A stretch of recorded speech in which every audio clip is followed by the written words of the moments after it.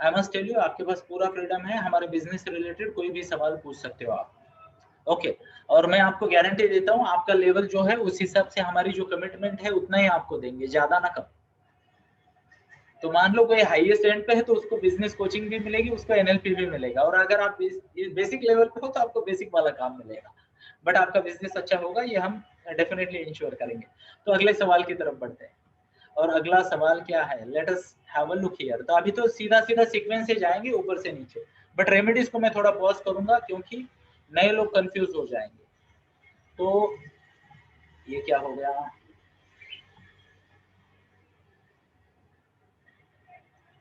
okay, if a person has intra in x3 and inter in x1 what should be consulted? okay, तो एक सवाल आया है कि इंट्रा पे क्या है, x3 है और इंटर पे x1 है, ध्यान से सुनिए। ओके तो हम अभी, आई मस्ट टेल यू, कई लोगों को ये पता भी नहीं है, ओके क्योंकि आप बाहर की दुनिया नहीं जानते हो, और जिनको पता है उनके लिए भी, दोनों के लिए भी दो पर्सनैलिटी होती है, प्राइमरी पर्सनैलिटी इंटर, क्लियर है, secondary personality intra. Okay primary personality का मतलब क्या हुआ कि वह पर्सनैलिटी जब मनुष्य नई जगह पे होता है, ओके नए एक्सपीरियंस में वो एज पर इंटर बिहेव करता है नए लोगों के साथ। एग्जाम्पल एग्जाम्पल आप जैसे मान लो ट्रेनिंग में आ गए और मिनल मैम पढ़ा रही है, तो डे 1 ऑफ ट्रेनिंग ना आप इंटर के हिसाब से बिहेव करते हैं, डे 2, अब जिसका इंटर बहुत अच्छा है ना वो डे 3 तक दोस्ती करते जाता है और फिर उसका इंटर रिफ्लेक्ट होने लगता है। Are you getting my point, are you getting my point? तो ध्यान से सुनिए, इंसान की इंट्रा मतलब क्या, जब वो पूरी तरह से एश्योर्ड है, कंफर्ट जोन में है, तब इंट्रा वाली पर्सनैलिटी रिफ्लेक्शन आता है। Am I very clear in what I am saying?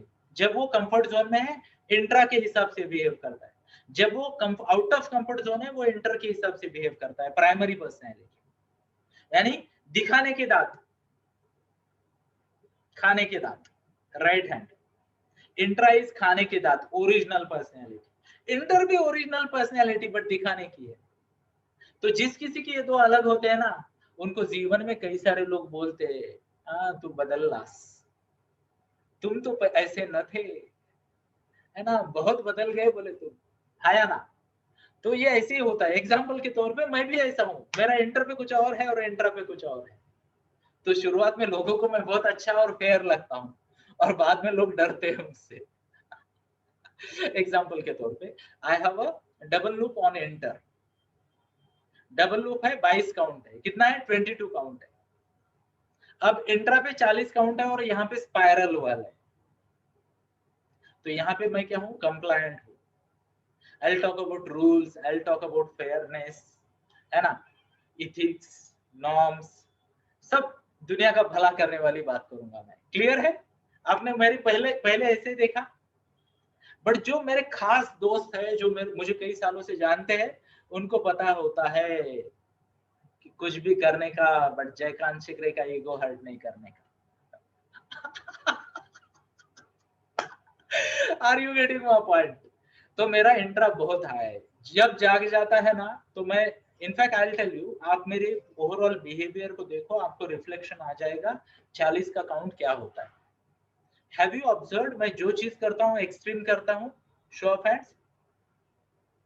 सुबह 4 बजे उठ के मैं डाल देता हूँ, भाग्य उसी का जागता है जो सूरज को जगाता है, फिर 5 बजे घंटे 1.5 घंटे का प्रवचन, फिर क्या कहते हैं बैडमिंटन, उसके बाद थोड़ा सा प्रिपरेशन, फिर मेरा रीडिंग चलता है। 140 पन्ना रोज पढ़ता हूँ मैं, 140 पन्ना रोज पढ़ता हूँ।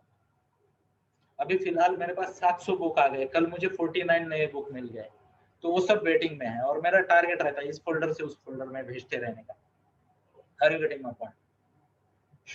इनफैक्ट मैं आपको दिखा देता हूँ, एक मैं आपको दिखा रहा हूँ, क्योंकि डेमोस बहुत जरूरी है, लाइफ एक्सपीरियंस। इवन आप जब कंसल्टेशन करो ना, ये टेक्निक यूज करना, क्लाइंट को रियल लाइफ एग्जांपल देना, तब उसका विश्वास बढ़ता है ना। Now have a look, recent में मैं जा रहा हूँ, रिसेंट में, ओके अब ये बुक दिख रहा है, यहाँ पे डेट देखिए, डेट 19th ऑफ नवंबर है, कैन यू सी? दिख रहा है? शो ऑफ हैंड्स अगर दिख रहा है तो। हाथ हाथ फटाक से दिखाए ताकि मुझे पता चले। अभी 19 के दिख रहे कितने हैं?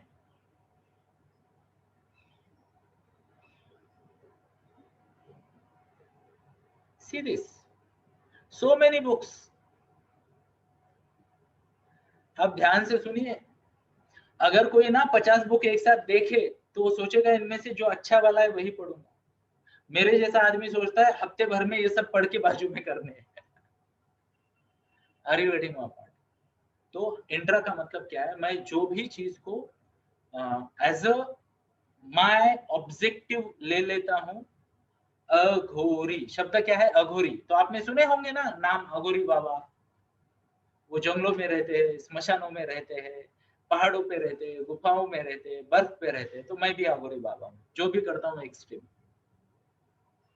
आधा अधूरा काम कभी नहीं करता, आधा अधूरा काम कभी नहीं करता। एग्जाम्पल के तौर पे अभी पिछले 3 हफ्ते से आप मुझे इस ड्रेस में देख रहे हो।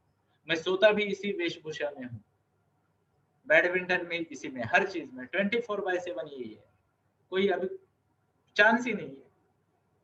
मैडम आ गई ये सेशन में, उन्होंने पूछा इसका क्या करना है बाकी कपड़ों का। मैं बोला फिलहाल तो बंडल बांध के रख दो, देखेंगे उसका क्या करना है। Are you getting my point? तो पुराने वाले 10-15 टी शर्ट्स और मेरे स्काई ब्लू 11 शर्ट, पहले स्काई ब्लू था ना, सब ऐसे बेचारे वेटिंग में पड़े। जब भी मैं कबर्ड खोलता हूँ वो मेरी तरफ आशा से, बड़ी उम्मीद से देखते हैं, और मैं व्हाइट वाला हो जाता हूँ और वो नाराज हो जाते हैं। Are you getting my point? तो हमेशा ये याद रखना, आपका इंट्रा जो है ना, वो आपका रियल पर्सनैलिटी, उसका रिफ्लेक्शन आएगा आएगा आएगा। तो गाइडेंस के लिए प्राइमरी पर्सनैलिटी ये प्राइमरी रिफ्लेक्शन होता है। तवज्जो इंट्रा को क्यों देना है? क्योंकि most of us live in the predictable environment. हाँ या ना? Show off hands. एग्जाम्पल, हमारा घर, हमारे रहने की चीजें, आजू बाजू का वातावरण, फिर क्या कह सकते हो उसे, हमारे कॉन्टैक्ट्स, हमारा प्लेस ऑफ वर्क, हमारा route of travel most of the time same रहता है या ना? यस। तो मोस्ट ऑफ द लोग ना इंटर के नहीं इंट्रा के हिसाब से चलते हैं ज्यादातर। बट कई बार नए जब होते हैं ना तो इंटर के हिसाब से चलते हैं। ओके। तो मेरे पास जब भी कोई आता है ना, मैं रतीश भाई को पूछता हूँ इसके R1 पे क्या है, मेरे को एक बार मैसेज कर देना। ओके, काम खत्म। एंड मुझसे बच के रहना, क्योंकि मेरे पास आप सबके रिपोर्ट है ना? तो उस पे भी कभी डिस्कस करेंगे। आगे बढ़ते हैं, अगला सवाल लेते हैं।